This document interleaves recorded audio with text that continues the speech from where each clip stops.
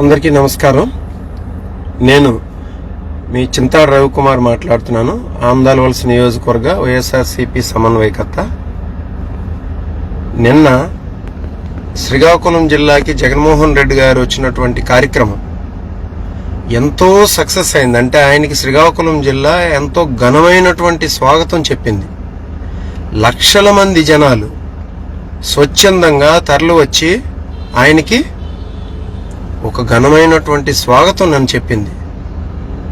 అది చూసి తట్టుకోలేనటువంటి కూటమి ప్రభుత్వం తాలూకా పెద్దలు చంద్రబాబు నాయుడు గారు ఈ కార్యక్రమాన్ని ఎలాగైనా డైల్యూట్ చేయాలని, ఈ కార్యక్రమం తాలూకు సక్సెస్ని తట్టుకోలేనటువంటి వ్యక్తి నా మీద ఒక లేనిపోని, అంటే ఏమీ జరగనటువంటి ఒక ఇష్యూని తీసుకొచ్చి ఏదో జరిగినట్టు ఈటీవీలోనా, ఆంధ్రజ్యోతిలోనా, ఏబిఎన్ పేపర్లోనా, ఈనాడు పేపర్లోనా, TV5లోనా డిబేట్లు పెట్టి సాక్షాత్తు హోమ్ మినిస్టర్, ఇంకా పార్థసారథి గారు, ఇంకొక ఇద్దరు మినిస్టర్లు, వీళ్ళందరూ లేనిపోని డిబేట్లు పెట్టి నిన్న సక్సెస్ఫుల్గా లక్షల మంది జనాలు తరలివచ్చినటువంటి జగన్మోహన్ రెడ్డి గారి తాలూ శ్రీకాకుళం ప్రోగ్రాన్ని డైల్యూట్ చేసే ప్రయత్నం చేశారు. వాస్తవంగా అక్కడ జరిగిన విషయం నేను చెప్తాను.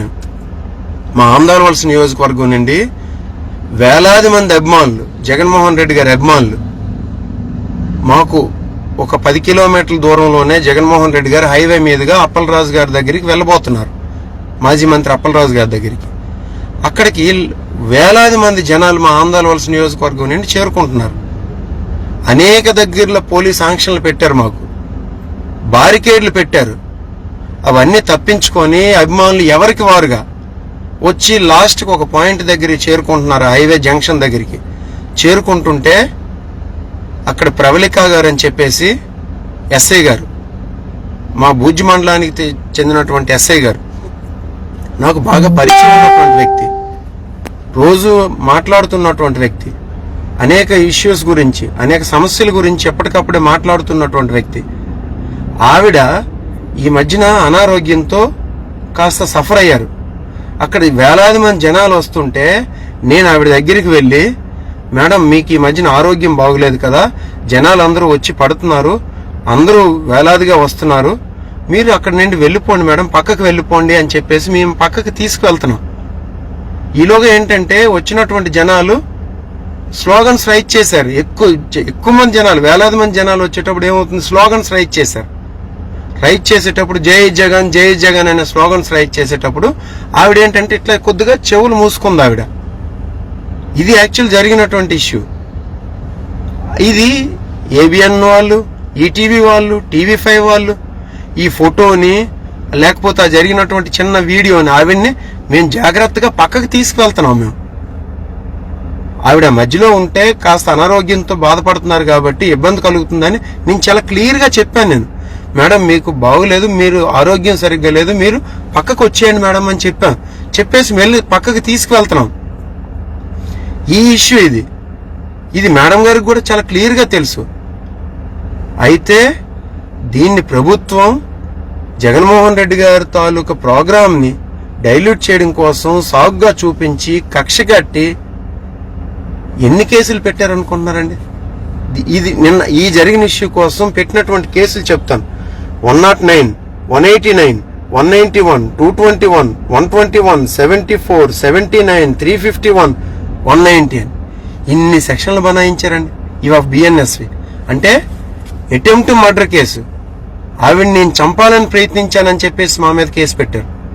ఆవిడ్ని lady assaulting case, duty obstruction case, మేము కొట్టామని కేసు, మేము అన్లాఫుల్గా లేనిపోని కుట్రలు పన్నామని కేసు, ఇన్ని కేసులు బనాయించి నాలాంటి వాడి మీద, నేను ఒక ఇంజనీరింగ్లో PhD చేసినటువంటి వాడిని, బీటెక్ ఎంటెక్ PhD చేశాను, LLB చేశాను, నేను చట్టం తెలిసిన వాడిని.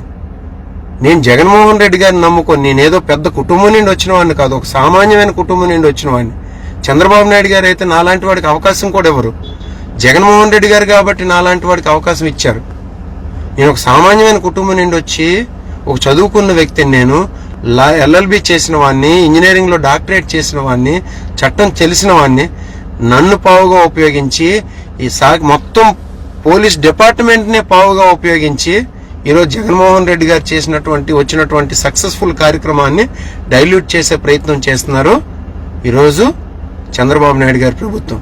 దీనికోసం 4 మంత్రులు మాట్లాడేసి పేపర్లో హెడ్లైన్స్ వేసేసి జరగని విషయాన్ని, ఏమీ జరగనటువంటి విషయాన్ని భూతద్దంలో పెట్టి చూపించి నాలాంటి సామాన్యుడి మీద ఒక కక్ష తీర్చుకునే ప్రయత్నం చేస్తుంది ఈ కూటమి ప్రభుత్వం.